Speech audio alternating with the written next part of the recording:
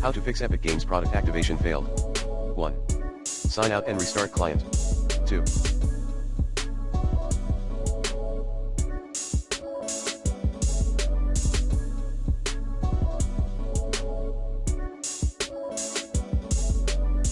Launch the Epic Games launcher as an admin. 3.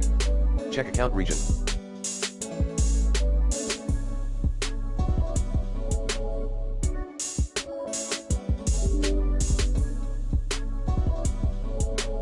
And use the right one.